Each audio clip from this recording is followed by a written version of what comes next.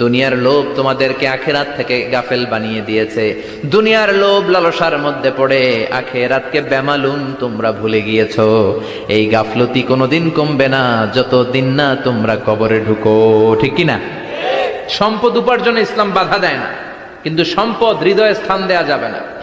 সম্পদ উপার্জন করতে হবে, খরচ করে ফেলতে হবে। বেশি সম্পদশালী হতে হলে আল্লাহর সন্তুষ্টির জন্য যাকাত দিতে হবে। কে দিতে হবে? দে যাকাত, দে যাকাত, তোর দিল খুলবে পরে, আগে খোলো খাত। দে যাকাত, দে যাকাত, তোরা দে রে যাকাত, ঠিক কি না? দিল পরে খুলবে, আগে হাত খোলেন। হাত খুললে দেখবেন দিলটারে খুলে দিয়েছে কে? সৈয়দনা মুসা আলাইহিস সালামের জামানায় ওনার চাচাতো ভাই ছিল মিশরের সবচাইতে বড় ধনী, যাকাত দেয় নাই। তার কি করুণ পরিণতি হয়েছে কোরআনে আছে না নাই? এত সম্পদ ছিল, তার সম্পদগুলো সে সিন্ধুকে আটকে রাখতো। আর এই সিন্ধুকের চাবিগুলো আলগানোর জন্য, কাঁধে নেওয়ার জন্য 10 জন লোক লাগতো। সিন্ধুক কাঁধে নেওয়ার জন্য, সিন্ধুকের চাবির গোছা কাঁধে নেওয়ার জন্য কয়জন? তাহলে কি পরিমাণ সম্পদ ছিল? সাইয়েদনা মুসা বললেন, সম্পদের মালিক তুই হস নাই, আল্লাহ বানাইছে। কারণ বলে ইন্নামা উতিতুহু আলা ইলমিন ইনদি, আল্লাহ আমারে সম্পদ দেয় নাই, আমি আমার মেধা খাটিয়ে সম্পদ বানিয়েছি। যাকাত আমি দিব না। মুসা বললেন, তাহলে আযাবে পড়বি। কারণ কই পারলে আযাবান, পারলে আযাবান। আল্লাহ বললেন ফাখাসাফনা বিহি ওয়া বিদারহিল আরদ, ও মুসা নিরাপদ দূরত্বে চলে যাও, এখনই ভয়ঙ্কর ভূমিকম্প হবে, আযাব দেব। কারণ সহ কারণের সব সম্পদ আমি জমিনের ভেতরে ঢুকায়া দেব। আমি নিজে কারণের বাড়ি দেখে এসেছি। মিশরের রাজধানী কায়রো থেকে প্রায় 150 কিলো দূর একটা জেলা আছে, ফায়ুম জেলা। ওইখানে কারুনকে আল্লাহ তার সব সম্পত্তি সহ মাটিতে দাবিয়ে দিয়েছেন। দাবাতে দাবাতে হাঁটু পর্যন্ত যখন কারুন জামিনে দেবে যায়, ভাবছে উঠে যাবে। কোমর পর্যন্ত যখন মাটির মধ্যে দেবে যায়, ভাবছে উঠতে পারবে। গলা পর্যন্ত যখন দেবে যায়, হাত তুইলা কয় আমি ঈমান আনলাম। ও মুসা, সব সম্পদ তোর আর তোর আল্লাহর লইয়া যা, খালি আমারে বাঁচা, আমারে। সব গাদ্দারদের একই পরিণতি। ফেরাউনরেও যখন আল্লাহ লোহিত সাগরে পানি খাওয়াতে খাওয়াতে পেটটা এত বড়, হাত তুলা কয় আনা মিনাল মুসলিমিন, আমি মুসলমান, আমি ভালো মানুষ। আল্লাহর কোরআন সাক্ষী, সে বলেছে আনা মিনাল। বনি ইসরাইলরা যে আল্লাহরে মানে, আমিও তারে মানি, আমিও আল্লাহর দলের একনিষ্ঠ কর্মী। আর পানি খাইতে পারি না, আল্লাহ বাঁচাও। আল্লাহ কয় আরো খা। শেষ, ফেরাউন শেষ, নমরুদ শেষ, কারুন শেষ। পুরো সম্পদ সহ আল্লাহ কারুনকে জামিনের ভেতরে দাবিয়ে দিলেন। এজন্য সম্পদ যাদের বেশি, যাকাত দেওয়ার দরকার আছে না নাই? দারিদ্রতা বিমোচনের জন্য যাকাত দিবেন। যাকাতের শাড়ি লুঙ্গি এইভাবে না, অনেকে কিন্তু দেয় জাকাতের শাড়ি, জাকাতের লুঙ্গি, জাকাতের গামছা, এরকম ডাকাইত আছে না নাই? বাংলাদেশে এমনও হয়েছে জাকাতের শাড়ি দিবে বলে সে পত্রিকায় নিউজ করেছে, আর ওই শাড়ি আনার জন্য শাড়ি দিবে 5000, মানুষ এসেছে 5 লক্ষ। পদপৃষ্ঠ হয়ে 11 জন নারী এক জায়গায় মারা গিয়েছে। কিয়ামতের দিন আল্লাহ বিচারের কাঠগড়ায় এই বিজনেস ম্যাগনেটকে দাঁড়িয়ে সেদিন জিজ্ঞাসা করবে যে কেন তুই এদেরকে কষ্ট দিয়েছিলি? চিল্লা এখন ঠিক কিনা? এদের মৃত্যুর দায়ভার এই শিল্পপতি এড়াতে পারবে না। যাকাতের শাড়ি, যাকাতের লুঙ্গি বিতরণের জন্য আল্লাহ তোমারে ধনী বানায় নাই। ধনীদের দায়িত্ব হলো গরিবের হাতে সম্পদ পৌঁছে দেয়া। ওয়া ফি আমওয়ালিহিম হাক্কুন লিসাইলি ওয়াল মাহরুম। গরিব আমার কাছ থেকে সম্পদ আর যাকাত নিয়ে সে আমার প্রতি করুণা করেছে। আমি যাকাত দেই বলে আমি কোনো দয়া দেখাই নাই। কথা বুঝতে পেরেছেন? আইডিয়াটা ক্লিয়ার করে নেন। যাকাত দেয়া আমার জন্য কি? কথা বলেন, ফরজ। আর যে যাকাত নেয় তার জন্য যাকাত খাওয়া কি ফরজ? আমি গরিব মানুষ, আমি যাকাত খাবো না, না খাইয়া থাকুম, রোজা রাখুন। কথা কন। আমার যে যাকাত নেওয়া লাগবে আমার কোনো কথা নেই, কিন্তু আমি যে ধনী আমার দিতেই হবে, এটা ফরজ। তার মানে আমি দিয়ে আমি দয়া করি নাই, ও নিয়ে আমারে বাঁচাইয়া দয়া করে গেছে। চিৎকার করে বলো ঠিক কিনা? ইসলাম বলে রাস্তার এক পাশে 5 তলা আর এক পাশে গাছতলা, এটার নাম ইসলাম না। খেটে খাওয়া মানুষ, সুবিধা বঞ্চিত মানুষদের দ্বারে যে তুমি যাকাতের টাকা পৌঁছে দাও। যাকাতকে ফরজ করা হয়েছে দারিদ্রতা বিমোচনের জন্য। আপনি শাড়ি লুঙ্গি দিলে কি হবে? ওরে শাড়ি দিচ্ছেন দুপুরে, রাত্রেবেলা ও আরেক জায়গায় লাইন ধরে আছে, বিরিয়ানির প্যাকেট দিতেছে ওইখানে। কথা কন। সারাটা বছর ও যাকাতের টাকা নেবে, ওর কিচ্ছু হবে না। বরং এমন কিছু তাকে করে দিতে হবে যেটা দিয়ে সে ফ্যামিলি লিড করতে পারে। একটা সিএনজি কিনে দেন, ওই ফ্যামিলিতে কোনো যুবক থাকলে সিএনজি চালায়া, অটো চালায়া ফ্যামিলিটারে চালাবে। একটা টঙের দোকান করে দেন, চায়ের দোকান, চা বিক্রি করে ফ্যামিলিটারে চালাবে। অস্ট্রেলিয়ান একটা গাই কিনে দেন, গরুর দুধ বিক্রি করে তার ফ্যামিলি চলবে। কিংবা মাছের একটা খামার করে দেন, মুরগির খামার করে দেন, ঠিক কিনা? ওমরে ফারুক বলতেন, এমন ভাবে জাকাত দাও যাতে করে যাকে জাকাত দিয়েছে জীবনে কোনোদিন সেজন্য আর কারো কাছে যে হাত পেতে জাকাতের জন্য দাঁড়িয়ে না থাকে। এই বিধানটা কার? এজন্য আল্লাহ বললেন, আলহাকুমুত তাকাসুরু হাত্তা যুরতুমুল মাকাবির। দুনিয়ার লোভ লালসা তোমাদের কমবে না যতদিন না তোমরা কবরে ঢুকো। কার কথা? চিল্লায় বলেন কার? এজন্য দুনিয়ার প্রতি যে আমাদের লোভ, এটা কি বাড়াইতে হবে না কমাইতে হবে? এই দুনিয়ার জীবন এটা ক্ষণিকের। আমাল হায়াতুদ দুনিয়া ইল্লা মাতাউল গুরুর। এটা ভোগের সামগ্রী, আজ আছে কাল না, এটা হাতের ময়লা। দুনিয়ার এই জীবনের দৃষ্টান্ত হচ্ছে 4টা স্বর্ণের টুকরা আর 3টা লাশের মতো। স্বর্ণের টুকরা 4টা, চিৎকার করে বলেন তো কয়টা? লাশ 3টা, জোরে বলেন কয়টা? অনেক অনেক আগের যুগের 3জন যুবক জীবিকার তাগিদে তারা বের হয়েছে, কর্মসংস্থান করে খাবে। পথিমধ্যে তারা গুপ্তধন পেয়েছে, স্বর্ণের বার পেয়েছে, তো বড় বড় 4টা পেয়ে তারা মহা খুশি। আমাদের আর কাজ করা লাগবে না, এগুলো বেচে আজীবন খাবো, সুখে থাকবো। তো 3জন মিলে বলল, 4টা স্বর্ণের টুকরা 3জনের মধ্যে ভাগ করে দেওয়ার আগে একজন এক কাজ কর, বাজার থেকে কিছু রুটি নিয়ে আয়, খুব ক্ষুধা লেগেছে, খেয়ে নেই। একজনরে রুটি আনতে পাঠিয়ে 2জন মিলে ভাবে, ওইটারে যদি মেরে ফেলতে পারি তাহলে তো তোর আর আমার মধ্যে কোনো ঝামেলা নাই। স্বর্ণের টুকরা কয়টা? তুই নিবি 2টা, আমি নেব 2টা। আর যেটারে রুটি আনতে পাঠাইছে ওইটা মনে মনে ভাবতেছে রুটির মধ্যে বিষ মিশাই নিয়ে যাব। কি মিশাবো? বিষ খাইয়া ওইটা শেষ, সবগুলো আমার। তো বিষ মিশায় নিয়ে আসছে, আর আগের পরিকল্পনা অনুযায়ী এই 2জন মিলে তাকে নৃশংসভাবে হত্যা করেছে। হত্যার পরে কয়, প্রচন্ড ক্ষুধা লাগছে, ল আগে খায়া লই। 2জন মিলে বাজার থেকে আনা বিষ মাখানো রুটি খেয়ে ওই 2টাও শেষ। স্বর্ণের জায়গায় স্বর্ণ পড়ে আছে, স্বর্ণগুলো নেয়ার মতো মানুষ আর নাই, ঠিক কিনা? এজন্য মানুষের এই চাহিদা কমবে না। বিষ্ণু বলেন, লাউ আন্না লিকুল্লি ইবনে আদম ওয়াদিয়ান মিন যাহাব আহাব্বা আই ইয়াকুনা ইলাইহি ওয়াদিয়ান। আল্লাহ প্রত্যেককে, আমাদের প্রত্যেককে যদি একটা করে স্বর্ণের পাহাড়ের মালিক বানিয়ে দেয়। কয়টা করে পাহাড় দেখছেন কোনোদিন? কই দেখছেন? চিটাং গেছিলেন? এই চট্টগ্রামে গেলে দেখা যায় কি পাহাড়। এই একটা পাহাড় স্বর্ণের, একটা স্বর্ণের পাহাড়ের মালিক যদি আমাদের এক একজনকে বানায় দেওয়া হয়, এরপর আমরা চাবো আরেকটা স্বর্ণের পাহাড়ের মালিক কেমন করে হওয়া যায়। আচ্ছা বলেন তো, একটা স্বর্ণের পাহাড় আমার 14 পুরুষ বিক্রি করে খাইলেও শেষ করতে পারবো এটা? তো আরেকটা কেন লাগবে আমার? ওয়ালা ইয়ামলা আফাহু ইল্লা তুরাব। বিষ্ণু বলেন, কবরের মাটি যতক্ষণ না তোর মুখে না ঢুকবে, তোর এই চাওয়া চাওয়া খাই খাই সব বন্ধ হবে না। এজন্য আল্লাহ বললেন, আলহাকুমুত তাকাসুরু হাত্তা যুরতুমুল মাকাবির। দুনিয়া তোমাদেরকে গাফেল বানিয়ে দিয়েছে, গাফলতি কমবে না যতদিন না কবরে ঢুকো। কবরে ঢুকা লাগবে, কবরে ঢুকা লাগবে না? কবরে আমাদেরকে যেতেই হবে, যেখানেই থাকেন। কবরের প্রশ্ন আছে না নাই?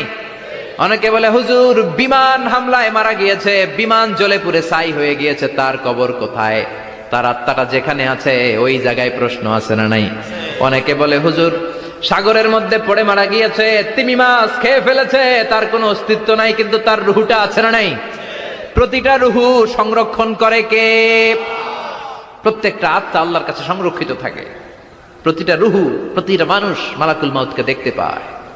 আপনিও দেখবেন, আমিও দেখব। মুমিনদের কাছে এসে মালাকুল মাউত একজন যুবকের বেশে সাদা ধবধবে জুব্বা পরে সুগন্ধি মেখে মুমূর্ষ ব্যক্তির শিয়রে বসে বসে বলে, ইয়া আইয়াতুহান নাফসুল মুতমাইন্নাহ, হে প্রশান্ত আত্মা, উখরুজি ইলা মাগফিরাতুল্লাহি ওয়া রিদওয়ানি, আল্লাহর ক্ষমা আর দয়ার দিকে বের হয়ে আসো। বলা মাত্রই মুমিনের আত্মাটা স্মুথলি বের হয়ে আসে। কাফান মিন আকফানিল জান্নাহ, হানুত মিন হানুতিল জান্নাহ, জান্নাত থেকে আনা সুগন্ধি কাফনের মধ্যে পেঁচিয়ে তিনি রূহটাকে নিয়ে ইল্লিনে চলে যায়। সরাসরি দেখে মালাকুল মাউতকে। আর যারা ইসলাম বিরোধী, কোরআন বিরোধী, তাদের সামনে এসে মালাকুল মাউত ত্রাস সৃষ্টি করে। আগে ধমক। হাইওয়েতে মাঝে মাঝে ডাকাতি হয় না? বাসগুলোর মধ্যে যখন ডাকাতি হয়, বাসে থাকে 50 জন, ডাকাত ঢুকে 5 জন, এই 5 জনের ভয়ে সবগুলো পেশাব করে দেয়। কারণ ত্রাস সৃষ্টি করে, এসেই চাইনিজ কুড়াল দিয়ে আগে কুবায় দেয় 4-5 জনের, রক্ত দেখে কি দেওয়ার সব আগে রেডি করে রাখে। মালাকুল মাউত এসে কাফের নাস্তিক মুশরিকদের সামনে সেরকম একটা ত্রাস সৃষ্টি করে, ভয়ে লোকটা কাঁপতে থাকে। ওর কাছে ভদ্র ভাষায় কথা বলে না, সুন্দর জামা পরে আসে না, কালো কুচকুচে চেহারা, ভয়ঙ্কর একটা রূপ নিয়ে, আকৃতি নিয়ে ইসলাম বিরোধীদের মাথার সামনে আসে, দুর্গন্ধযুক্ত চেহারার দেহ নিয়ে ধমক দিয়ে বলে, ও পাপাত্তা, ইয়া আইয়াতুহান নাফসুল খাবিসা উখরুজি ইলা গাদাবিল্লাহ, হে পাপাত্তা, আল্লাহর রাগ, ক্রোধ আর গজবের দিকে বের হয়ে আয়। মুমিনের আত্মা বলার সাথে সাথে যেমনি মুমিনের দেহ থেকে বের হয়ে জান্নাতি কাফনের ভেতরে ঢুকে, কাফেরদের আত্মাও কি এরকম তাড়াতাড়ি বেরোতে চায় নাকি? কাফেরদের আত্মা বেরোতে চায় না, ডানে দৌড়, বায়ে দৌড়, সামনে দৌড়, পেছনে দৌড়, আহা, দৌড়াদৌড়ি করে। মালাকুল মাউত এটাকে টেনে হিচড়ে, একটা জীবিত ছাগলকে জবেহ না করে, জবাই না করে, তার চামড়া উল্টার দিকে টেনে হিচড়ে বের করলে ছাগলটা যত কষ্ট পায়, এর সে কম 70 গুণ বেশি কষ্ট দিয়ে কাফের মুশরিক আর গাদ্দারদের রূহ কবজ করা হয়। আল্লাহ, এই পরিস্থিতি থেকে তুমি আমাদের বাঁচাও। মুমিনদের রূহ যেমনি কবজ হয়, ওইভাবে রূহ কবজের ব্যবস্থা করে দিও। ইমানের মৃত্যু নসিব করে দিও, শাহিদি মৃত্যু নসিব করে দিও। আমাকে শহীদ করে সেই মিছিলে শামিল করে নিও, যে মিছিলের নেতা মীর হামজা, খোবায়েবে খাব্বাব, আল্লাহর কাছে ছিল অতি প্রিয়, শামিল করে নিও। আমাকে শহীদ করে সেই মিছিলে শামিল করে নিও। পড়েন আমিন, আর জোরে পড়েন আমিন। তার মানে বিমান দুর্ঘটনায় হোক, কিংবা লঞ্চ ডুবিতে হোক, কিংবা আগুনে পড়ে হোক, কিংবা আত্মঘাতী হামলায় হোক, যে যেখানেই মারা যায়, কবরের 3টা প্রশ্ন তার জন্য আছে না নাই? ইসলাম বিরোধীদের জন্য প্রশ্ন 3টা, আপনারা যারা মুমিন তাদের জন্য 4টা, আপনাদের জন্য একটা বেশি। আলহামদুলিল্লাহ কোন? কবরে এসে প্রথম প্রশ্ন করবে, মুনকার নাকির যখন চলে আসবে, 40 কদম যখন আত্মীয় স্বজনরা লাশটাকে কবরের মধ্যে দিয়ে 40 কদম চলে যায়, তখনই ফেরেশতা চলে আসে। আহা, শেষ, সব শেষ। এসেই পরীক্ষা শুরু। মার রব্বুক, তোর রবের নাম কি? চিল্লায় বলেন, আমাদের রবের নাম কি? আমরা বলবো রব্বি আল্লাহ, আল্লাহ আমারে রব। দমে দমে তনু মনে তারি অনুভব। পড়েন, আল্লাহ আমারে রব। তোমার দুনিয়াতে আমি যেদিকে তাকাই, অথই নিয়ামতে ডুবে আছি সবাই। পাখ পাখালির গানে শুনি তসবিহ কল রব, তসবিহ কল রব, আল্লাহ আমারে রব। প্রথম প্রশ্ন, তোমার রব কে? আমরা বলবো আমাদের রব আল্লাহ। দ্বিতীয় প্রশ্ন, ওমা দীনু, তোমার ধর্মের নাম কি? আমরা কি বলবো? তৃতীয় প্রশ্ন, বিশ্বনবীর চেহারা দেখিয়ে বলা হবে, আতারিফু হাদার রাজুল, এই লোকটারে চিনো নাকি? আমরা বলবো চিনি, আমাদের প্রাণের নবী, ঠিক কি না? চাঁদের চেয়ে সুন্দর তুমি নবী আমার কমলিহিওয়ালা, দু জাহানের বাদশা তুমি প্যারা নবী সাল্লে আলা, চাঁদের চেয়ে সুন্দর তুমি নবী আমার কমলিহিওয়ালা, ঠিক কি না? 3টা প্রশ্নের যথাযথ উত্তর যখন দিয়ে দিলেন, আপনার জন্য অতিরিক্ত আরেকটা প্রশ্ন করা হবে, ওয়ামা ইলমুক, তোমার নলেজ কি? 3টা প্রশ্নের উত্তর যে তুমি করতে পারলা, কিভাবে পারলা, কেমনে জানলা? নকল করে বলছো নাকি জেনে বুঝে আসছো? নকল হয় না? এখন তো পরীক্ষা চলতেছে বোধহয়। কি পরীক্ষা? এসএসসি পরীক্ষা। নকল হয়? কৃষ্ণপুরে নকল নাই না? এখন মনে হয় এগুলো একটু কমছে। একটা সময় ছিল অনেক নকল হইতো। পাঞ্জাবের ভিতরে নকল, পকেটে নকল, টুপির ভিতরে নকল, মৌজার ভিতরেও নকল। এমনকি মেয়েরাও নকল করে পরীক্ষার হলে আসে না নাই? স্কেলের মধ্যে লিখে নিয়ে যায়, হাতের মধ্যে লিখে নিয়ে যায়, ওড়নায় লিখে নিয়ে যায়, কাপড়ে লিখে নিয়ে যায়, আসে না নাই? ফেরেশতারা বলবে নকল করছো নাকি? কেমনে জানলা? 3টা প্রশ্নের উত্তর তুমি কেমনে বললা? আল্লাহ তোমার রব, ইসলাম তোমার ধর্ম, এই লোকটা বিশ্বনবী কেমনে চিনলা? আপনাকে তখন বলতে হবে আমি কোরআন থেকে শিখেছি, আমি হাদিস থেকে শিখেছি, আমি ইসলাম জেনে বুঝে মেনেছি, আমি আন্দাজে কোথাও ঘুরি নাই। চিল্লা এখন ঠিক কিনা? আপনাকে বলতে হবে। এজন্য শিখতে হবে, প্রতিনিয়ত ইসলাম সম্পর্কে জানতে হবে, আখের গোছাতে হবে, জীবনটাকে আলোকিত করতে হবে। চিল্লায় বলেন ঠিক কিনা? চারটা প্রশ্নই যখন হয়ে গেল, ফেরেশতারা বলবে আহলান ওয়া সাহলান ওয়া মারহাবান বিক, খোশামদেদ, কংগ্রেচুলেশন, খোশামদেদ, কংগ্রেচুলেশন। সব প্রশ্নের উত্তর তুমি পেরেছো। ফায়ুফসাহু লাহু কবরুহু ৭০ যিরান, আপনার কবরটারে ৭০ হাত লম্বা করে দেয়া হবে। ওয়ায়ুফতাহু লাহু বাবুন ইলাল জান্নাহ, আপনার কবর থেকে জান্নাতের দিকে দরজা খুলে দেয়া হবে। ওয়ায়ুলবাসু মিন লিবাসি আহলিল জান্নাহ, জান্নাতের দুইটা রেশমি কাপড়ের পোশাক এনে আপনারে পরিয়ে দেয়া হবে। আর বলা হবে নাম কানাও মিলা আরুস, ঘুমাও, sleep, you should get some sleep now. তোমাকে লম্বা সময় পাড়ে দিতে হবে, ঘুমাও। কানাও মিলা আরুস, যেমনি বর বাসর রাতে আরামসে ঘুম দেয়, বাসর রাতে যেমনি বর কনেকে নিয়ে মধুর ঘুম দেয়, তুমিও ঘুমাও, কেউ তোমার ঘুম ভাঙবে না। মালাক ইসরাফিলের কিয়ামতের জন্য ইসরাফিলের সিংহায় যে ফুৎকার আছে, ওই ফুৎকার ছাড়া কোনো কিছুই তোমার ঘুম ভাঙাতে পারবে না। আলহামদুলিল্লাহ পড়েন। আল্লাহ আমরাও যেন চারটা প্রশ্নের উত্তর দিয়ে লম্বা একটা ঘুম দিতে পারি, পড়ে না আমিন। ওয়াম্মাল কাফির ওয়া আহলুশ শিমাল, আর ইসলাম বিরোধী যারা, তাদের সামনে আসবে মালাকান আসওয়াদান আজরাকান, কৃষ্ণ বর্ণের দেহ, নীলাভ বর্ণের দুটো চোখ, গায়ের রং কালো, চোখের রং নীল। দেখতে কেমন লাগে? আলিফ লাইলার ভূতের মতো। কথা কন। গায়ের রং কালো, চোখের রং নীল। ফেরেশতা দুইটা আসবে, এসে ত্রাস সৃষ্টি করবে, এসে বলবে বল তোর রবের নাম কি? মার রব্বুক। ইসলাম বিরোধী মুশরিক কাফের নাস্তিক এরা বলবে আমি জানি না আমার রবকে,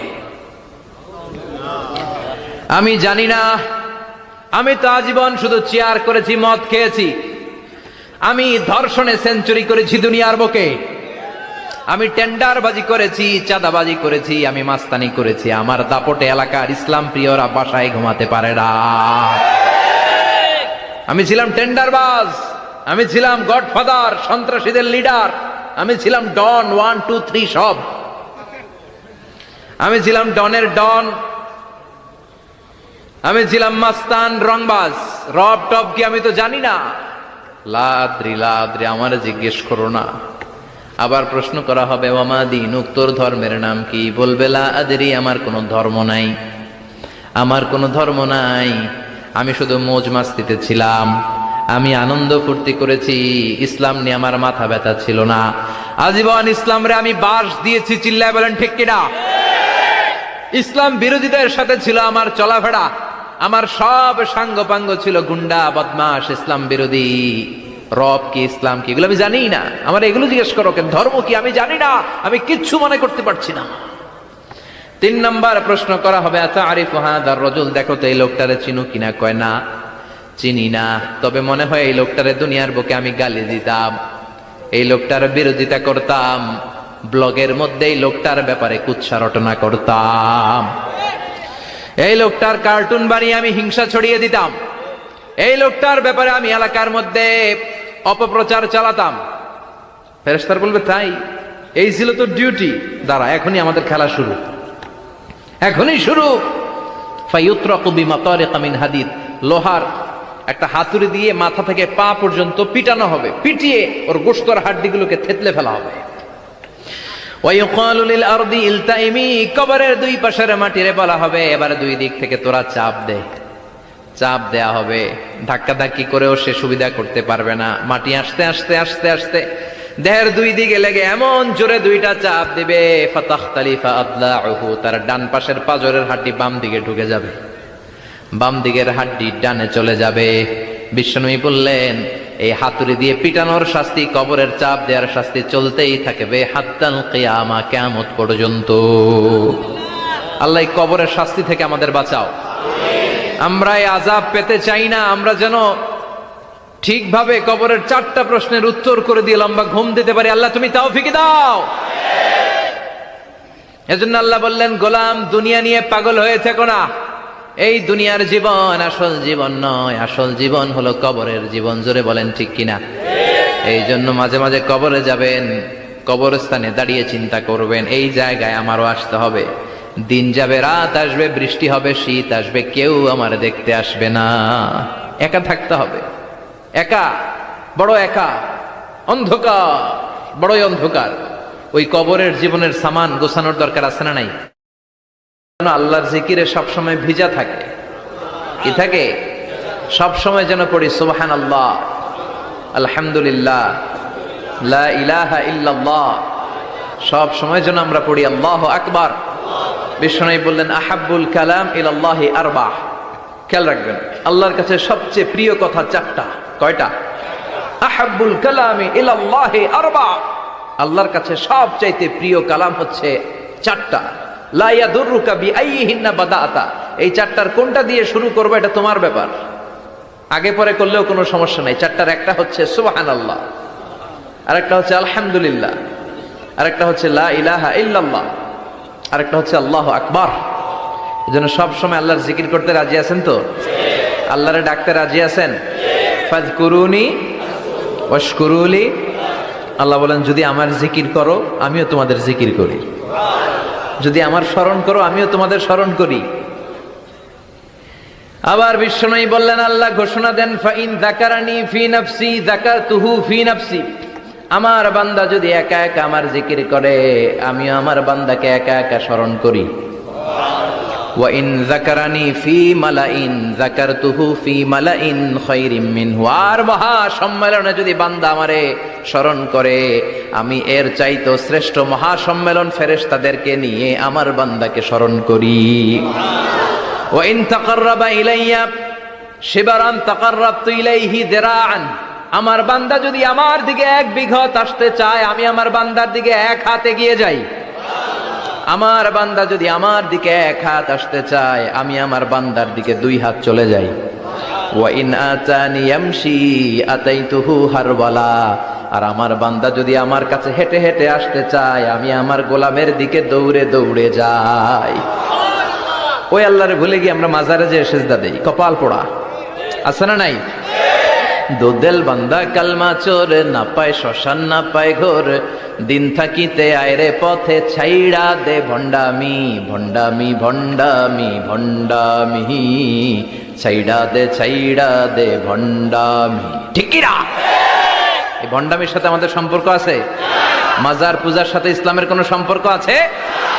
নামাজ কালাম পড়ে না ইবলিশ শয়তানের নানা। আছে না নাই? এলাকায় মনে হয় নাই, অনেক জায়গায় আছে দেখবেন লাল সালু দিয়া উঁচু করা। সাইয়েদনা আলীকে মদিনায় বিশ্বনবী পাঠালেন আর বললেন যত উঁচু মাজার দেখো ভেঙে মাটির সাথে গুড়িয়ে দাও। কবরস্থান উঁচু হবে না, কবর হবে সমান। এটাকে সেফটি দেওয়ার জন্য, সিকিউরিটি দেওয়ার জন্য আপনি চারদিকে সিম্পল বেড়া বা দেয়াল দিতে পারেন যাতে গরু ছাগল যে এই কবরের অসম্মান না করে। আমরা আশরাফুল মাখলুকাত, আমরা বেঁচে থাকলেও যেমনি সম্মান আছে আমাদের, মরে গেলেও সম্মান আছে না নাই? আল্লাহ বললেন ওয়ালাকাদ কাররামনা বানি আদম। আমি বনি আদমের সম্মান বাড়িয়ে দিয়েছি। জীবিত অবস্থায় যেমনি সম্মান, মরে গেলেও সম্মান। ঠিক কিনা? বিশ্বনবী দেখলেন একটা লাশ যাচ্ছে, লাশ দেখে নবী দাঁড়িয়ে গেলেন। সাহাবারা বললেন ইয়া রাসূলুল্লাহ ইন্নাহু ইয়াহুদি, এটা ইহুদির লাশ। দাঁড়ালেন কেন? বসেন। বিশ্বনবী বললেন আওয়ালাইসাত নাফসান, এটা কি মানুষ না? এটা হোক না ইহুদি, হোক খ্রিস্টান, হোক নাস্তিক, এটা তো মানুষ। আমি তো মানুষকে সম্মান দিয়েছি। I have dignified the status of the sons of Adam. আমি বনি আদমের সম্মানকে বাড়িয়ে দিয়েছি। সবার উপরে মানুষ সত্য, তাহার উপরে নাই। এজন্য কবরকে সিকিউরিটি দিতে হবে, কিন্তু গম্বুজ বানানো যাবে? লাল সালু দেয়া যাবে? মাজারে আগরবাতি দেয়া যাবে? মোমবাতি, মশারি, অনেক মাজারের উপরে লম্বা মশারি টাঙানো আছে না নাই? ওর বাবারে মশাই কামড়ায়, কত বড় ডাকাত। তো মশাই যদি নিচ থেকে তাড়াইতে না পারে ও তোমারে কি করবে? কথা বলেন। মশা তাড়াতে পারে না নিজের গা থেকে, তোমারে কি বাঁচাবে? দেখবেন যে লোকটা মাজারে মশারি দেয় ওর বাবার ডেঙ্গু জ্বর, ওর বাপেরে মশাই খায়, ওর মারে মশাই খায়। গোটা বিশ্বের সবগুলো আল্লাহর ওলি যদি একটা গ্লাসের পানিতে ফু দেয় আর আপনার মা যদি আপনার মাথার মধ্যে হাত বুলিয়ে দেয় আপনার মা যদি আপনার বুকে একটা ফু দিয়ে দেয়, সব পীর সাহেব একদিকে, মায়ের দোয়া আরেকদিকে, মায়ের দোয়া মুহূর্তে আবার আল্লাহর আরশে পৌঁছে যাবে। এজন্য বিশ্বনবী বলতেন সালাসু দাওয়াতিন মুস্তাজাবা, তিনটা দোয়া আল্লাহ কবুল ফিরিয়ে দেন না। এক নম্বরে হচ্ছে দাওয়াতুল মুসাফির, সফর অবস্থায় দোয়া করলে কবুল করে কে? দুই নম্বরে দাওয়াতুল মাজলুম, অত্যাচারিত ব্যক্তির দোয়া কবুল করে কে? তিন নম্বরে দাওয়াতুল ওয়ালিদাইনি লিওয়ালাদিহি, মা বাবা যখন হাত তুলে ছেলে মেয়েদের জন্য আল্লাহর কাছে দোয়া করে, ওই দোয়াটাও কবুল করে কে? মাজারে মশারি দিবেন, লাল শালু দিবেন, আগরবাতি, মোমবাতি, কোনো মানত? মাজারে মানত করা যায় না। ইন্নী নাযারতু লিররহমানি সাওমা, মানত করতে হয় রহমানের নামে। মানত হবে একজনের নামে, চিল্লায় বলেন তিনি কে? এজন্য মাজারে কিছু দেয়া যাবে না। এই ভণ্ডামি গোটা বাংলাদেশ ব্যাপী, আমরা বলে যাচ্ছি যতটুকু শুধরানোর শুধরাবে। হেদায়েত দেওয়ার মালিক একজন, চিল্লায় বলেন তিনি কে? অনেক পীর আছে এরকম ভণ্ড পীর, সারা বছরে নাকি একবারও গোসল করে না, 365 দিনে ওর গোসলের রুটিন একদিন, আর ওই একদিনের গোসলের পানি মুরিদরা সব খাইয়া শেষ করে ফেলায়। নাউজুবিল্লাহ কইবেন না? নামাজ কালাম পড়ে না, ইবলিশ শয়তানের নানা, ধর্মের একখান খুঁটি ধইরা কয়দিন করবা হয়রানি। ভণ্ডামি ভণ্ডামি ভণ্ডামি, ছাইড়া দে ভণ্ডামি। দোদেল বান্দা কালমা চোর, না পায় শ্মশান না পায় ঘোর, দিন থাকিতে আয়রে পথে ছাইড়া দে ভণ্ডামি। ভণ্ডামি ভণ্ডামি ভণ্ডামি, ছাইড়া দে ভণ্ডামি। চিল্লায় বলেন ঠিক কিনা? এগুলোর সাথে আমাদের কোনো সম্পর্ক নাই। ইসলাম হচ্ছে সহজ। আদ-দীনু ইউসরুন লা উসরা ফি, আদ-দীনু ইউসর, দিন সহজ। এত জনের কাছে যাওয়া লাগবে না, আপনি ওই জেলায় যে ওই মাজারে মানত করা লাগবে না, আপনার সিলেটে যাওয়া লাগবে না, আপনার খানজানাইলের কাছে যাওয়া লাগবে না, আপনার কোথাও যাওয়া লাগবে না। আপনি বাড়ির পাশের মসজিদে পড়ে সেজদা দেন, মুহূর্তে দোয়া কবুল করে নিবে কে? রব্বুল আলামিন বলে, গোলাম আমারে ডাকস না কেন? তোর ডাকে সাড়া দেওয়ার জন্য আমি 24 আওয়ার্স রেডি।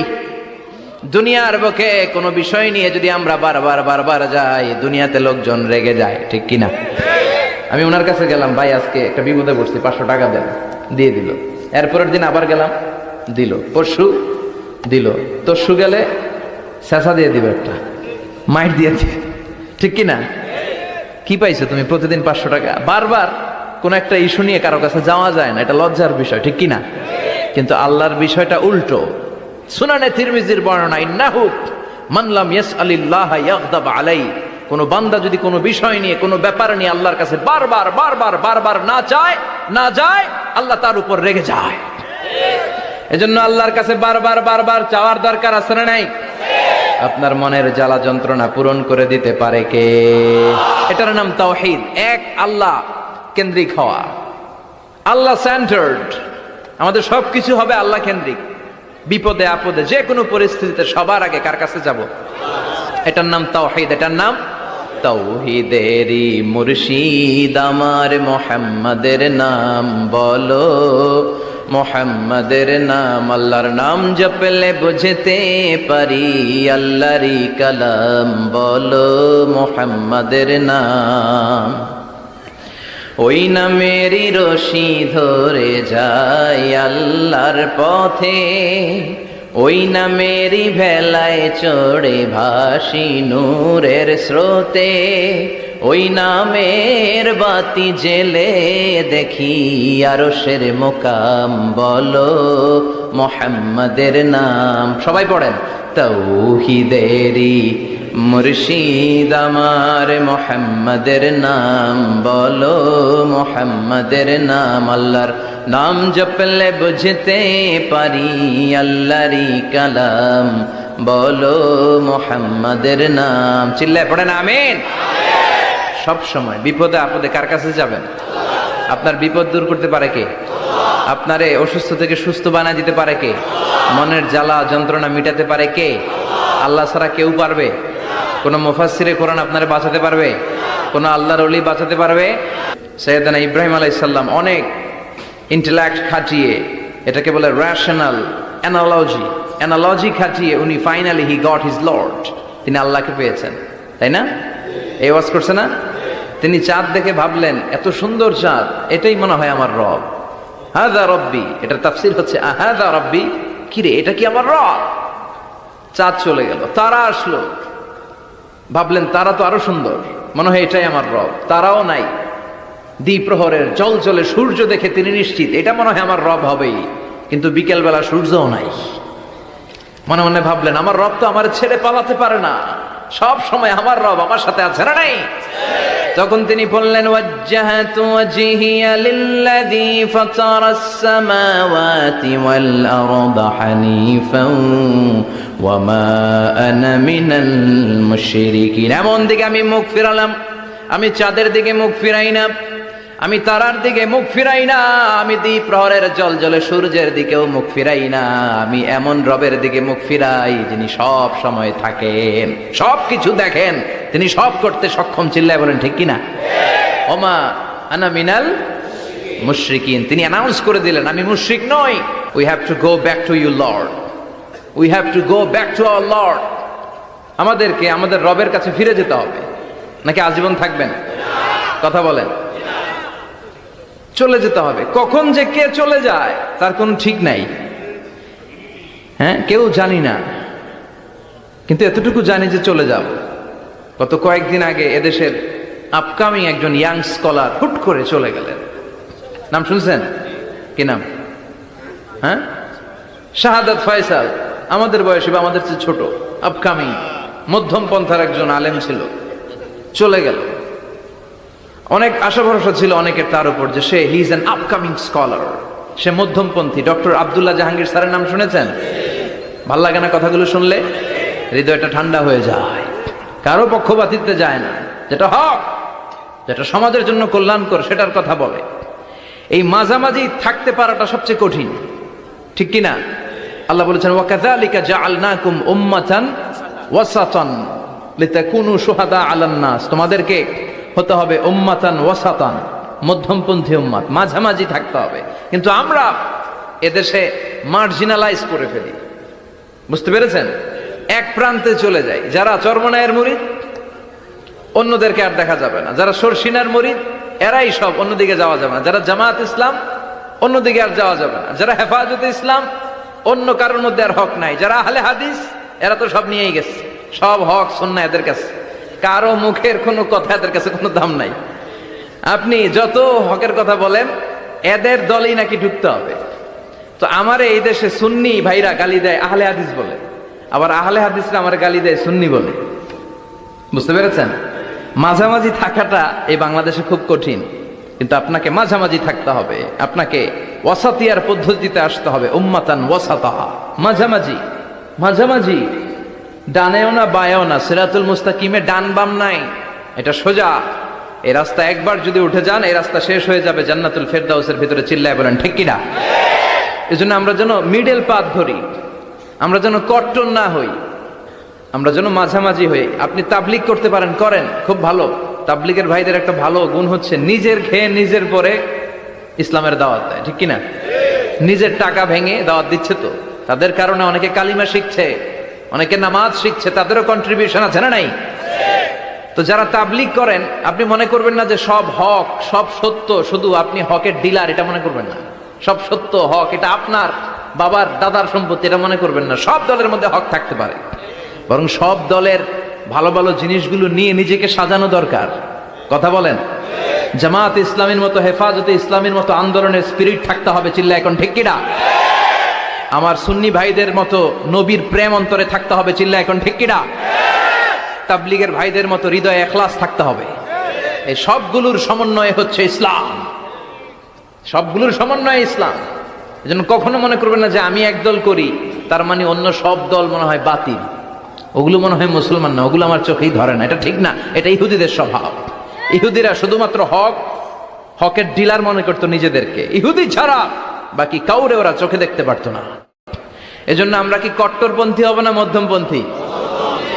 চিল্লায় বলেন কট্টরপন্থী না মধ্যমপন্থী? আল্লাহ আমারে যতদিন বাঁচিয়ে রাখা আমি এই মধ্যম পন্থার কথা বলেই যাব, up to my death. It's my mission, it's my vision. এটাই আমার লক্ষ্য, যে মধ্যম পন্থার ইসলামকে প্রমোট করা, যেটা বিশ্বনবীর ইসলাম, যেটা মদিনার ইসলাম, যেটার মধ্যে বাড়াবাড়ি নাই, ছাড়াছাড়ি নাই, ঠিক কিনা? আল্লাহ তুমি আমাদেরকে বুঝার তৌফিক দান করো। সূরার নাম হচ্ছে সূরাতুত তাকাসুর। চিল্লায় বলেন কি নাম? এই সূরার সেন্ট্রাল সাবজেক্ট ম্যাটার হচ্ছে we have to go back to our lord. আমাদেরকে ফিরে যেতে হবে আমাদের রবের কাছে। আমরা কেউ আজীবন থাকতে আসি নাই। থাকতে পারবো আজীবন? দাদা চলে গেল, বাবা চলে গেল, মা চলে গেল, মামা চলে গেল, খালু চলে গেল, এরপর আমাদের টনক নড়ে না, তাই না? পাগল পাড়া হয়ে আছে এই পৃথিবীর জন্য। মরতে যে হবে এটা ভাববার সময়টুকু আমাদের নেই। আমরা ব্যস্ত আমাদের ক্যারিয়ার নিয়ে, আমাদের লাইফ নিয়ে, আমাদের সমাজ নিয়ে, আমাদের ফ্যামিলি নিয়ে, আমাদের সন্তান আর সম্পদ নিয়ে আমরা super busy. We are leading a very super busy life. We don't have even a single time to think about death. মৃত্যু নিয়ে ভাবার একটা মুহূর্ত আমাদের নাই। কিন্তু পৃথিবীর সবচাইতে সুনিশ্চিত বিষয় হচ্ছে মৃত্যু, ঠিক কিনা? The most certain thing in our life is death. আমাদের জীবনের সবচাইতে সুনিশ্চিত বিষয় হচ্ছে মরণ। মরবই আমরা। And the most uncertain thing in our life is the time of death. আর আমাদের জীবনের সবচেয়ে অনিশ্চিত বিষয় হচ্ছে মৃত্যুর সময়। আমরা জানি না। মরবো যে এটা জানি, জানেন না? কিন্তু কখন মরবো এটা জানি?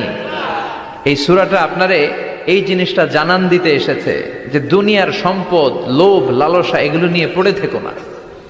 এই যে আমাদের ফ্যামিলি, আমাদের বাচ্চা কাচ্চা, আমাদের এত টাকা পয়সার হিসেব, মাস শেষে বাড়ি ভাড়া, গ্যাসের বিল, এইটা সেইটা, আপনি কি মনে করছেন যে আপনি চলে গেলে এগুলো থেমে থাকবে? কিছুই থেমে থাকবে না, সব চলবে আগের মতো, থাকবেন না আপনি। এজন্য শাহাদাত ফয়সাল ওনার ফেসবুকে সর্বশেষে লিখে গিয়েছিল, আমি হীন দুনিয়া, মানে এমন দুনিয়া যেটাতে আমি নাই, সব চলে। সকাল গড়িয়ে বিকেল হয়, শীত শেষে গ্রীষ্ম আসে, দিন শেষে রাত নামে, সব চলে, নাই শুধু আমি। চিল্লায় বলেন ঠিক কিনা? তো এজন্য এগুলি একটু ভাবেন। অনেক ব্যস্ত আমরা। এই দুনিয়ার পুরো জীবনটা এটা হচ্ছে লালসাময় একটা জীবন। লোভ, মরিচিকা, মায়াজাল, এই মায়াজালে আমরা আটকে আছি। ফলে মৃত্যুর কথা আমরা ভুলে গিয়েছি। পাগলের মতো ছুটছি, আরো টাকা লাগবে, আরো খ্যাতি লাগবে, আরো যশ লাগবে, আরো দাপট লাগবে আমার। এত টাকা দিয়ে কি হবে? এত সম্পদ দিয়ে কি হবে? এত ব্যস্ততা দিয়ে কি হবে তোমার? স্টপ, থামুন, অনেক হয়েছে, আন্না, থামুন। Take a rest, take a breath and think about death. Think that you have to go back to your Lord. একটু বসেন না, একটু ভাবেন যে আমাকে চলে যেতে হবে, চলে যেতে হবে। এই কোলাহল, এই ব্যস্ততা এগুলো থাকবে, থাকবো না আমি। সাইয়েদনা ওমর ফারুক বলেছেন, মুতু ক্বাবলা আন তামুতু, মরার আগে একবার মরো। হাসিবু ক্বাবলা আন তুহাসাবু আলাইকুম, তোমার হিসাব নেওয়ার আগে তুমি একবার নিজের হিসাবটা করো না। কাগজ বের করে একটু লিখো না কি কি ভালো কাজ করছিলা, যেগুলো দিয়ে নাজাতের ওয়াসিলা হতে পারে, 1 2 3, আর কি কি আকাম কুকাম করছো দেখো না, লিখে দেখো তোমার অবস্থাটা কি। মরার আগে একবার মরো। মরার আগে খাটের মধ্যে শুয়ে শটান করে চোখ বন্ধ করে একবার মরার ভান করে দেখেন কেমন লাগে। চোখটা বন্ধ করেন আর ভাবেন আপনি নাই, কি কি হতে পারে ভাবেন। আপনার ছেলে মেয়েরা কান্না জুড়ে দিবে, আপনার প্রাণের স্ত্রী বিলাপ শুরু করে দিবে, বন্ধু বান্ধবের চিৎকার আর মাতম, স্থানীয় এলাকার মসজিদে ঘোষণা, অমুক এলাকার নিবাসী অমুক ভাই অমুকের ছেলে অমুক দুনিয়ায় নাই। সব আত্মীয়রা চলে আসবে, ফেসবুকে স্ট্যাটাস দেয়া হবে, সবাই সবাইকে জানাবে বিকাল 4টায় অমুক হাই স্কুল ময়দানে আপনার জানাজা। ছুটে আসবে, সবাই ছুটে আসবে আপনাকে শেষ বিদায় দিতে, গুড বাই জানানোর জন্য, আল ওয়াদা, বিদায় জানাতে আসবে সবাই। 4 তাকবীর দিয়ে আপনার জানাজা হবে, অশ্রুসিক্ত জানাজায় আপনার বিদায় হবে। কাঠের খাটিয়ার মধ্যে করে কাঁধে তুলে আপনার কবরে নেওয়া হবে। আগে থেকে খুঁড়ে রাখা কবরটার মধ্যে আপনারে বিছিয়ে দেয়া হবে। বাঁশের কচি দিয়ে তার উপরে মাটির চাপা দিয়ে সব চলে যাবে। ভাবেন না একবার চোখ বন্ধ করে, this is the circle of life, this is the nature of life. এটা সবার হবে, আমার হবে, আপনার হবে। এত মায়া, এত ভালোবাসা কই যাবে? কেউ থাকবে না, সবাই আপনার অন্ধকার কবরে রেখে দিয়ে চলে আসবে। উপরে বাঁশের কঞ্চি, তার উপরে মাটির চাপা, অন্ধকার আর অন্ধকার। এই অন্ধকার যেন শেষ হতে চায় না, শুধুই অন্ধকার, ঠিক কিনা? এজন্য আমাদের চলে যেতে হবে। দাদা গেল, চাচা গেল, মামা গেল, আমাদেরকেও যেতে হবে, জোরে কোন ঠিক কিনা? একদিন মাটির ভেতরে হবে ঘর রে মন আমার, কেন বাঁধ দালান ঘর? প্রাণ পাখি উড়ে যাবে পিঞ্জর ছেড়ে,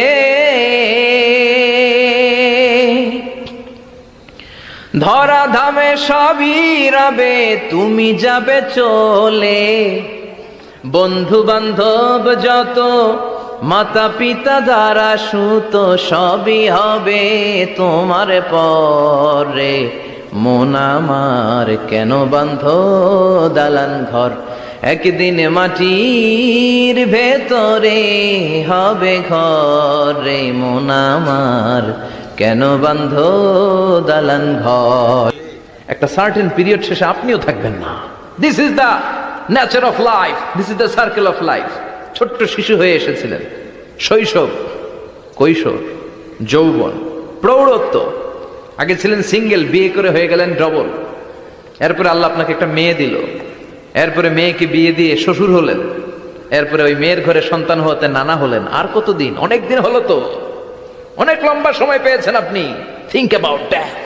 এবার যাওয়ার কথা ভাবেন, আখিরাতের সামানের কথা ভাবেন, ফিরে যেতে হবে। কি শক্তিশালী যুবক, বার্ধক্য চলে আসলে লাঠি ছাড়া চলতে পারে না। কুচকুচে কালো দাড়ি সাদা হয়ে যায়, দাড়ির শুভ্রতা, বয়সের ভার, রং ধরা যৌবন জং ধরে শেষ, ঠিক কিনা? This is the circle of life. যুবক ভাইয়েরা, এটাই জীবন, চলে যেতে হবে, কেউ থাকতে পারবে না, ঠিক কিনা? এটা রিমাইন্ডার আল্লাহ এই সূরার ভেতরে দিয়েছেন যে তোমাদেরকে ফিরে যেতে হবে। এই লোভ লালসা ছেড়ে দাও। রব্বুল আলামিন বলেন, আলহাকুমুত তাকাসুর হাত্তা যুরতুমুল মাকাবির। ও গোলাম, দুনিয়ার সম্পদ, লোভ লালসা তোদেরকে পাগল বানিয়ে দিয়েছে। এই লোভ পাগলামি কোনোদিন তোদের থামবে না যতদিন না তোরা কবরে ঢুকবি, ঠিক কিনা? কার কথা? আল্লাহ বললেন, দুনিয়ার সম্পদ আর লোভ আর মোহে তোমরা গাফেল হয়ে গিয়েছো। আখিরাতের কথা বেমালুম তোমরা ভুলে গিয়েছো। কিন্তু আখিরাতে তোমাদের যেতেই হবে, কবরের বাড়িতে তোমাদের ঢুকতেই হবে, ঠিক কিনা? যেতেই হবে। আমরা ভুলে যাই। আলহাকুমুত তাকাসুর, অতিরিক্ত পাওয়ার লোভ, বেশি বেশি খাওয়ার লোভ, বেশি বেশি জমানোর লোভ মানুষকে গাফেল বানিয়ে দিয়েছে। এটা মানুষের স্বভাব। আরো চাই, আরো চাই, এই স্বভাবটা আছে না নাই? দেখবেন ছোট বাচ্চারা মসজিদে দোয়া অনুষ্ঠান শেষে জিলাপি দেয় না? বড়ুয়া কৃষ্ণপুর কি দেয়? আগে বাতাসা দিত না, এখন কি দেয়?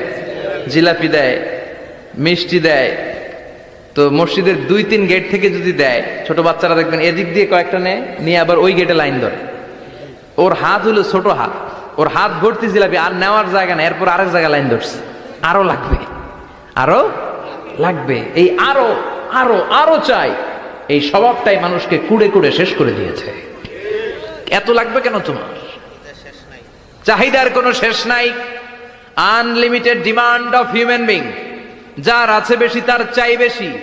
যার সাইকেল আছে তার হুন্ডা চাই, হুন্ডা আছে তো প্রাইভেট কার চাই, প্রাইভেট কার আছে তো প্লেন চাই, প্লেন আছে তো হেলিকপ্টার চাই, হেলিকপ্টার আছে তো ওইটা চাই, ওইটা আছে তো সেটা চাই, ঠিক কিনা? এলাকার মেম্বার যে হয়েছে চেয়ারম্যান হতে চায়, আছে না নাই? এজন্য বিষ্ণু বলেছেন, উনজুরু ইলা মান হুয়া আসফালা মিন, তোমার চেয়ে যে খারাপ আছে ওর দিকে তাকাও। ওয়ালা তানজুর মান হুয়া আ'লা মিন, তোমার চেয়ে যে ভালো আছে ওর দিকে তাকায়ও না, তোমার চেয়ে যে খারাপ অবস্থানে আছে ওর দিকে তাকাও। অনেকে নিজের অবস্থান নিয়ে সুখী না, এরকম আছে না নাই? আল্লাহ আমার এটা দিল না রে, ওইটা দিল না রে, পাইলাম না রে, কিচ্ছু হয় না, কি করবো জীবনে, হতাশ। আসলে আছে কিন্তু অনেক, কিন্তু শুকরিয়া নাই, ডাকাত, ঠিক কিনা? নিজের অবস্থান নিয়ে সুখী না, কিন্তু অনেক লোক আছে তারা আপনার অবস্থানে পৌঁছতে চায়। তাদের দিকে তাকিয়ে দেখেন, আপনি যে অবস্থানে আছেন এই অবস্থানে পৌঁছাটা অনেকের কাছে স্বপ্ন। তারা প্রতিনিয়ত সংগ্রাম আর স্ট্রাগল করে যাচ্ছে আপনার অবস্থানে পৌঁছতে, আর আপনি এটা নিয়ে সন্তুষ্ট না। শেখ সাদির নাম শুনেছেন? বালাগাল উলা কাশাফাত দুজা, এই কবিতাটার রচয়িতা ইরানের বিখ্যাত এক কবি। উনি একবার আর্থিক সমস্যার মধ্যে দিয়ে সময় কাটাচ্ছেন, টাকা নাই, পয়সা নাই, পায়ে দেওয়ার মতো জুতা নাই। উনি খুব দুঃখ পেলেন, হায় রে, আমি ইরানের এত বড় কবি, আমার পায়ে দেওয়ার মতো জুতা নাই। দুঃখ ভরা মন নিয়ে রাস্তায় হাঁটতে বেরোলেন। হাঁটতে হাঁটতে হঠাৎ দেখলেন একটা লোক শুয়ে শুয়ে কাঁদছে, ওই লোকটার দুইটা পাই নাই। পাই নাই। উনি সেজদায় পড়ে গেলেন, আল্লাহর কাছে ক্ষমা চাইলেন, আল্লাহ অনেক দিয়েছো, শুকর আলহামদুলিল্লাহ। এজন্য যেই পরিস্থিতিতেই থাকি না কেন আমরা কি পড়বো? জোরে বলেন কি পড়বো? এজন্য আল কানাতু মিনাল ইসলাম, অল্পে তুষ্ট থাকার নাম হলো ইসলাম। সম্পদ লাগবে কিন্তু সম্পদের পাহাড় লাগবে না, ঠিক কি না? অল্প খান, অল্প পড়েন, অল্প জামান, অল্পের ভেতরে বরকত ঢুকাইয়া দিছে কে? দেখবেন যাদের সম্পদ অল্প তারা সুখী বেশি। জরিপে এটা দেখা গিয়েছে, অনেক সার্ভেতে এটা এসেছে, যারা সম্পদশালী এরা দুঃখী বেশি, এদের দুঃখ বেশি, টেনশন বেশি। খুব স্বাভাবিক, টাকা যার বেশি রোগ তার বেশি, টাকা যার বেশি টেনশন তার বেশি, টাকা যার বেশি ঘরে শান্তি তার কম। আছে না নাই? ঘরের ভেতরে অশান্তি, ছেলে কথা শোনে না, ছেলে টানে গাঞ্জা, মেয়ে করে পরকিয়া। আছে না নাই? স্ত্রী কথা শোনে না, ভালোবাসা নাই, ঘরটা জাহান্নামের টুকরা। রোগ বালাই, এক একটা হসপিটাল বিল পরিশোধ করতে মাসে 5 লাখ 10 লাখ। আছে না নাই? কিছু খেতে পারে না, ডাক্তার একেবারে ডায়েট মেনু বেঁধে দিয়েছে। ডায়েট, ভেরি ডায়েট মেনু, এটা এটা এটা এটা কিছুই খাবেন না, শুধু গরু খাবেন না, খাসি খাবেন না, চিংড়ি খাবেন না, খালি ঘাস খাবেন। ইচ্ছে মতো ঘাস খাবেন, মানে ঘাস জাতীয় যত আইটেম আছে সব খাবেন, শাক খাবেন, সবজি খাবেন, সালাদ খাবেন। গরু, চিংড়ি, মুরগি, গোশত, ইলিশ কিছু খেতে পারে না। তাহলে রোগ বেশি, খাওয়ার মজা নাই, ঘরে সাংসারিক শান্তি নাই, খালি ব্যারাম আর ব্যারাম, ঠিক কিনা? কিন্তু সম্পদের পাহাড় ঘটেছে। আর অল্প যারা খায়, অল্প পড়ে, রিক্সাওয়ালা, কুলিওয়ালা, অল্প বেতনের চাকরি, কিন্তু হক হালালি মেনে চলে, দেখবেন শান্তি আছে অনেক। হ্যাঁ, বাসা ভাড়া দেয়, ফ্যামিলি চালায়, বাচ্চাদের স্কুল বিল, এরপরও মাস শেষে 1-2 হাজার টাকা হাতে থেকে যায়। আর ওর প্রতি মাসে 10 কোটি টাকা ইনকাম, তারপরও ব্যাংকের ঋণ আছে না নাই? সুখ কারে বলে? কিভাবে আপনি সুখকে ডিফাইন করবেন? সুখ তো টাকায় কিনা যায় না, শান্তি টাকা দিয়ে হয় না, শান্তি দেওয়ার মালিক কে?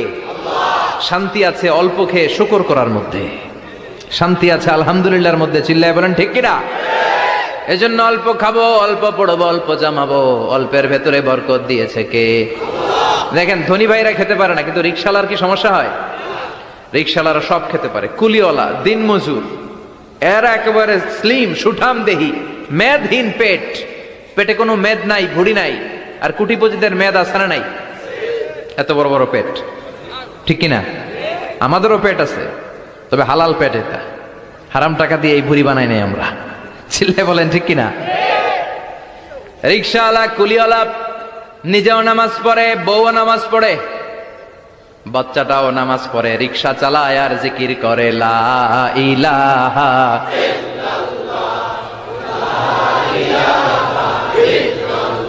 লা ইলাহা ইল্লাল্লাহু মুহাম্মাদুর রাসূলুল্লাহ সাল্লাল্লাহু। সুখ আর শান্তি, তাদের ঘরে সুখ। ধনী কোটিপতি, ভিআইপি, সিআইপি, এদের রাতে ঘুম নাই, 1 ঘন্টা ঘুমানোর জন্য 4টা ট্যাবলেট খাওয়া লাগে, এরকম আছে না নাই? নাই। কিন্তু ঘুমের জন্য যে ট্যাবলেট খাওয়া লাগে রিক্সাওয়ালা এটা জানেই না। ওর যেখানে রাইত ওইখানেই, ওর মাথা বিছনায় লাগতে দেরি, ওর ঘুম আসতে দেরি হয়। ওর ঘুমে নাকের ডাকের আওয়াজে ট্রাকের ইঞ্জিনও ফেল। সুবহানাল্লাহ পড়েন। এজন্য অনেক বেশি সম্পদের পাহাড় করা লাগবে, এই চিন্তা যেন আমাদের মাথায় না আসে। চিল্লায় বলেন ঠিক কিনা? এজন্য রব্বুল আলামিন বলেন আলহাকুমুত তাকাসুর হাত্তা যুরতুমুল মাকাবির। বেশি বেশি সম্পদ উপার্জনের আকাঙ্ক্ষা তোমাদেরকে আখিরাত থেকে গাফেল বানিয়েছে। এই গাফলতি কশিন কালেও তোমাদের কমবে না যতক্ষণ না তোমরা কবরে ঢুকবা। হাত্তা যুরতুমুল মাকাবির, মাকবারাতুনের প্লুরাল মাকাবির, যতক্ষণ না কবরে না ঢুকবা, কবরস্থান তোমার আবাসস্থল না হবে, ততক্ষণ পর্যন্ত এই চাই চাই মানসিকতা কমবে। মানুষের স্বভাব হলো আরো চাই, আরো চাই, আরো চাই করে। ফকিরেরা কারা? আল্লাহ গালি দিয়ে বললেন তোরা সব ফকিরনি। তোরা কি? ইয়া আইয়ুহান নাসু আনতুমুল ফুকারাউ ইলাল্লাহ ওয়াল্লাহু হুয়াল গানিয়ুল হামিদ। সুবহানাল্লাহ পড়েন। আল্লাহ ডেকে বললেন গোলাম আনতুমুল ফুকারা ইলাল্লাহ, তোমরা সবাই ফকির, ধনী হলো একজন, তিনি কে? আল্লাহ শুধু ধনী। আর মানুষের স্বভাব হচ্ছে আরো চাই, আরো চাই। ওর 2 তলা বিল্ডিং, আমার 3 তলা লাগবে। ওর 2টা গাড়ি আছে, আমার 3টা লাগবে, আছে না নাই? বিশ্বনবী বললেন কিয়ামতের আগ দিয়ে মানুষের মধ্যে আকাঙ্ক্ষায় প্রতিযোগিতা বেড়ে যাবে, প্রতিযোগিতামূলক টেন্ডেন্সি, কার চেয়ে কে বড় হতে পারে, কার চেয়ে কে বেশি টাকার পাহাড় বানাতে পারে, আছে না নাই? বিশ্বনবী বললেন ওয়া আনতারাল হুফাতাল উরাতাল আলাতা রিয়া আশ-শাইয়াতা তাওয়ালুনা ফিল বুনিয়ান। কিয়ামতের আগে এমন কিছু লোক যাদের গায়ে দেওয়ার মতো জামা ছিল না, পায়ে দেওয়ার মতো জুতা ছিল না, পেটে দেওয়ার মতো খাবার ছিল না, সমাজের কেউ তাদেরকে চিনত না, হঠাৎ করে এই লোকগুলো ধনী হয়ে যাবে। তার মানে আছে যার বেশি চায় তত বেশি। চিৎকার করে বলেন ঠিক কি না? এজন্য আল্লাহ বললেন আলহাকুমুত তাকাসুরু হাত্তা যুরতুমুল মাকাবির। দুনিয়ার লোভ তোমাদেরকে আখিরাত থেকে গাফেল বানিয়ে দিয়েছে। দুনিয়ার লোভ লালসার মধ্যে পড়ে আখিরাতকে বেমালুম তোমরা ভুলে গিয়েছো। এই গাফলতি কোনোদিন কমবে না যতদিন না তোমরা কবরে ঢুকো। ঠিক কি না? সম্পদ উপার্জনে ইসলাম বাধা দেয় না, কিন্তু সম্পদ হৃদয়ে স্থান দেয়া যাবে না। সম্পদ উপার্জন করতে হবে, খরচ করে ফেলতে হবে। বেশি সম্পদশালী হতে হলে আল্লাহর সন্তুষ্টির জন্য যাকাত দিতে হবে। কে দিতে হবে? দে যাকাত, দে যাকাত, তোর দিল খুলবে পরে, আগে খোলো খাত। দে যাকাত, দে যাকাত, তোরা দে রে যাকাত। ঠিক কি না? দিল পরে খুলবে, আগে হাত খোলেন। হাত খুললে দেখবেন দিলটারে খুলে দিয়েছে কে?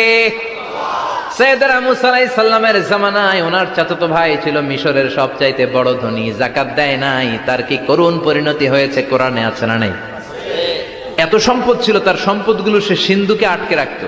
আর এই সিন্ধুকের চাবিগুলো আলগানোর জন্য, কাঁধে নেওয়ার জন্য 10 জন লোক লাগতো। সিন্ধুক কাঁধে নেওয়ার জন্য, সিন্ধুকের চাবি, চাবির গোছা কাঁধে নেওয়ার জন্য কয়জন? তাহলে কি পরিমাণ সম্পদ ছিল? সাইয়েদনা মুসা বললেন সম্পদের মালিক তুই হস নাই, আল্লাহ বানাইছে। কারণ বলে ইন্নামা উতিতুহু আলা ইলমিন ইনদি, আল্লাহ আমারে সম্পদ দেয় নাই, আমি আমার মেধা খাটিয়ে সম্পদ বানিয়েছি। যাকাত আমি দিব না। মুসা বললেন তাহলে আযাবে পড়বি, কারণ কই পারলে আযাব আন, পারলে আযাব আন। আল্লাহ বললেন ফাখাসাফনা বিহি ওয়া বিদারহিল আরদ, ও মুসা নিরাপদ দূরত্বে চলে যাও, এখনই ভয়ঙ্কর ভূমিকম্প হবে, আযাব দেব। কারণ সহ কারণের সব সম্পদ আমি জমিনের ভেতরে ঢুকায়া দেব। আমি নিজে কারণের বাড়ি দেখে এসেছি। মিশরের রাজধানী কায়রো থেকে প্রায় 150 কিলো দূর একটা জেলা আছে, ফায়ুম জেলা। ওইখানে কারুনকে আল্লাহ তার সব সম্পত্তি সহ মাটিতে দাবিয়ে দিয়েছেন। দাবাতে দাবাতে হাঁটু পর্যন্ত যখন কারুন জামিনে দেবে যায়, ভাবছে উঠে যাবে। কোমর পর্যন্ত যখন মাটির মধ্যে দেবে যায়, ভাবছে উঠতে পারবে। গলা পর্যন্ত যখন দেবে যায়, হাত তুইলা কয় আমি ঈমান আনলাম। ও মুসা সব সম্পদ তোর আর তোর আল্লাহর লইয়া যা, খালি আমারে বাঁচা, আমারে। সব গাদ্দারদের একই পরিণতি। ফেরাউনরেও যখন আল্লাহ লোহিত সাগরে পানি খাওয়াতে খাওয়াতে পেটটা এত বড়, হাত তুলা কয় আনামিনাল মুসলিমিন, আমি মুসলমান, আমি ভালো মানুষ। আল্লাহর কোরআন সাক্ষী, সে বলেছে আনামিনাল বনি ইসরাইলরা যে আল্লাহরে মানে আমিও তারে মানি, আমিও আল্লাহর দলের একনিষ্ঠ কর্মী।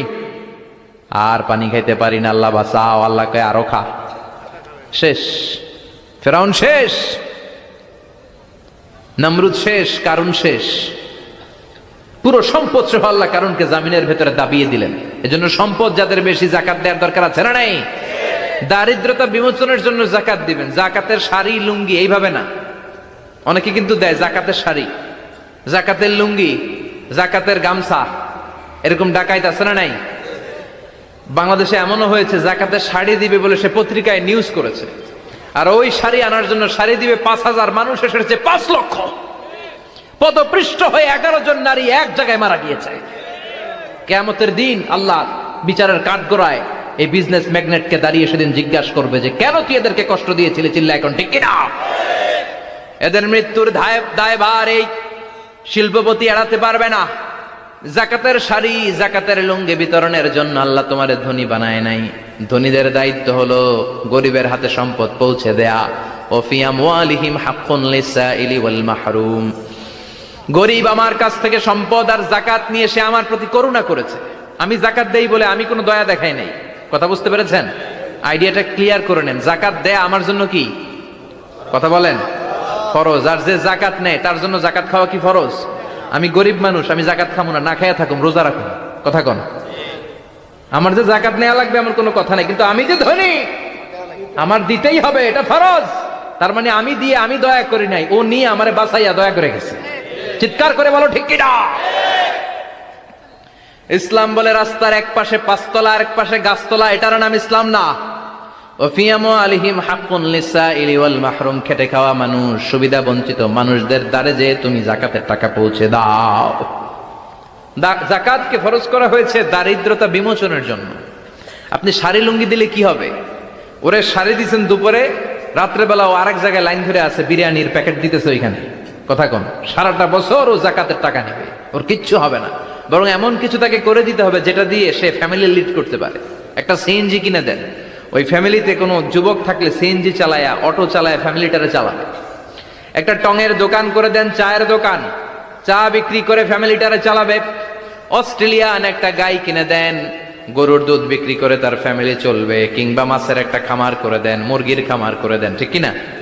ওমরে ফারুক বলতেন এমন ভাবে জাকাত দাও যাতে করে যাকে জাকাত দিয়েছে জীবনে কোনোদিন সেজন্য আর কারো কাছে যে হাত পেতে জাকাতের জন্য দাঁড়িয়ে না থাকে। এই বিধানটা কার?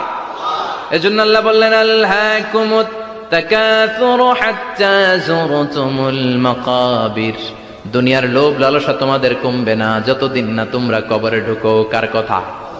চিল্লায় বলেন কার? এজন্য দুনিয়ার প্রতি যে আমাদের লোভ, এটা কি বাড়াইতে হবে না কমাইতে হবে? এই দুনিয়ার জীবন এটা ক্ষণিকের। আমাল হায়াতুদ দুনিয়া ইল্লা মাতাউল গুরুর, এটা ভোগের সামগ্রী, আজ আছে কাল না, এটা হাতের ময়লা। দুনিয়ার এই জীবনের দৃষ্টান্ত হচ্ছে চারটা স্বর্ণের টুকরা আর তিনটা লাশের মতো। স্বর্ণের টুকরা চারটা, চিৎকার করে বলেন তো কয়টা? লাশ তিনটা, জোরে বলেন কয়টা? অনেক অনেক আগের যুগের তিনজন যুবক জীবিকার তাগিদে তারা বের হয়েছে কর্মসংস্থান করে খাবে। পথিমধ্যে তারা গুপ্তধন পেয়েছে, স্বর্ণের বার পেয়েছে, তো বড় বড় চারটা পেয়ে তারা মহা খুশি, আমাদের আর কাজ করা লাগবে না, এগুলো বেচে আজীবন খাবো, সুখে থাকবো। তো তিনজন মিলে বললো চারটা স্বর্ণের টুকরা তিনজনের মধ্যে ভাগ করে দেওয়ার আগে একজন এক কাজ কর, বাজার থেকে কিছু রুটি নিয়ে আয়, খুব ক্ষুধা লেগেছে, খেয়ে নেই। একজন রে রুটি আনতে পাঠিয়ে দুইজন মিলে ভাবে ওইটারে যদি মেরে ফেলতে পারি তাহলে তো তোর আর আমার মধ্যে কোনো ঝামেলা নাই। স্বর্ণের টুকরা কয়টা? তুই নিবি দুইটা, আমি নেব দুইটা। আর যেটারে রুটি আনতে পাঠাইছে ওইটা মনে মনে ভাবতেছে রুটির মধ্যে বিষ মিশাই নিয়ে যাব। কি মিশাবো? বিষ খাইয়া ওইটা শেষ, সবগুলো আমার। তো বিষ মিশায় নিয়ে আসছে, আর আগের পরিকল্পনা অনুযায়ী এই দুইজন মিলে তাকে নৃশংসভাবে হত্যা করেছে। হত্যার পরে কয় প্রচন্ড ক্ষুধা লাগছে, লো আগে খায়া লই। দুইজন মিলে বাজার থেকে আনা বিষ মাখানো রুটি খেয়ে ওই দুইটাও শেষ। স্বর্ণের জায়গায় স্বর্ণ পড়ে আছে, স্বর্ণগুলো নেয়ার মতো মানুষ আর নাই, ঠিক কিনা? এজন্য মানুষের এই চাহিদা কমবে না। বিষ্ণু বলেন লাউ আন্না লিকুল্লি ইবনে আদম ওয়াদিয়ান মিন যাহাব আহাব্বা আই ইয়াকুনা ইলাইহি ওয়াদিয়ান, আল্লাহ প্রত্যেককে, আমাদের প্রত্যেককে যদি একটা করে স্বর্ণের পাহাড়ের মালিক বানিয়ে দেয়। কয়টা করে পাহাড় দেখছেন কোনোদিন? কই দেখছেন? চিটাং গেছিলেন? এই চট্টগ্রামে গেলে দেখা যায় কি পাহাড়। এই একটা পাহাড় স্বর্ণের, এক একটা স্বর্ণের পাহাড়ের মালিক যদি আমাদের এক একজনকে বানায় দেওয়া হয়, এরপর আমরা চাবো আরেকটা স্বর্ণের পাহাড়ের মালিক কেমন করে হওয়া যায়। আচ্ছা বলেন তো, একটা স্বর্ণের পাহাড় আমার 14 পুরুষ বিক্রি করে খাইলেও শেষ করতে পারবো এটা? তো আরেকটা কেন লাগবে আমার? ওয়ালাই আমলা আফাহু ইল্লা তুরাব, বিষ্ণু বলেন কবরের মাটি যতক্ষণ না তোর মুখে না ঢুকবে তোর এই চাওয়া চাওয়া খাই খাই সব বন্ধ হবে না। এজন্য আল্লাহ বললেন আলহাকুমুত তাকাসুরু হাত্তা যুরতুমুল মাকাবির, দুনিয়া তোমাদেরকে গাফেল বানিয়ে দিয়েছে, গাফলতি কমবে না যতদিন না কবরে ঢুকো। কবরে ঢুকা লাগবে, কবরে ঢুকা লাগবে না? কবরে আমাদেরকে যেতেই হবে, যেখানেই থাকেন। কবরের প্রশ্ন আছে না নাই? অনেকে বলে হুজুর বিমান হামলায় মারা গিয়েছে, বিমান জ্বলে পুড়ে ছাই হয়ে গিয়েছে, তার কবর কোথায়? তার আত্মাটা যেখানে আছে ওই জায়গায় প্রশ্ন আছে না নাই?